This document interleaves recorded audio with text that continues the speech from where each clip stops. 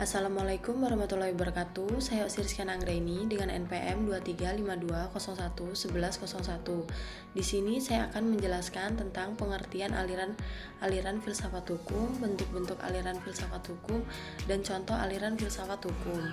Pengertian aliran-aliran filsafat hukum. Aliran filsafat hukum adalah pandangan atau pendekatan teoritis dalam memahami hakikat hukum, tujuan hukum, dan hubungan antara hukum dan masyarakat. Tiap aliran memiliki cara pandang berbeda terhadap apa itu hukum, bagaimana hukum seharusnya dibuat, ditegakkan, dan ditafsirkan. Bentuk-bentuk aliran filsafat hukum. 1. Naturalisme hukum atau hukum alam. Hukum berasal dari moral atau hukum kodrat yang bersifat universal dan abadi. Contoh tokohnya Thomas Aquinas. 2. Positivisme hukum. Hukum dianggap sebagai peraturan yang ditetapkan oleh negara atau penguasa, terlepas dari nilai moral, menekankan pentingnya kepastian hukum.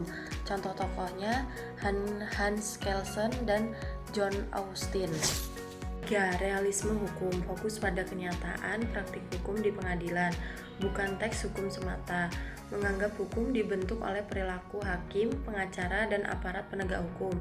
Contoh tokohnya Oliver Wendell Holmes. 4. Sosiologi hukum, menganggap hukum harus mencerminkan kebutuhan dan kondisi sosial masyarakat, mempelajari hukum sebagai gejala sosial. Contoh tokohnya Roscoe Pound. 5. Aliran sejarah, hukum berkembang secara historis melalui kebiasaan, tradisi, dan nilai budaya suatu bangsa. Contoh tokohnya Fried Karl von Savigny. 6. Kritisisme hukum atau critical legal study, mengkritik hukum sebagai alat kekuasaan yang bisa menindas kelompok tertentu, bertujuan membongkar bias politik dan sosial dalam hukum. Contoh tokohnya Roberto Anger. Contoh aliran filsafat hukum. Naturalisme atau hukum alam. Contohnya, seorang hakim menolak menerapkan hukum tertulis karena bertentangan dengan keadilan moral atau hak asasi manusia. Ilustrasi nyatanya, hakim memutus tidak bersalah pada seorang terdakwa karena hukum yang digunakan tidak adil, misalnya pada masa kolonial. Positivisme hukum, contohnya petugas atau hakim menerapkan hukum sebagaimana tertulis tanpa mempertimbangkan moralitasnya.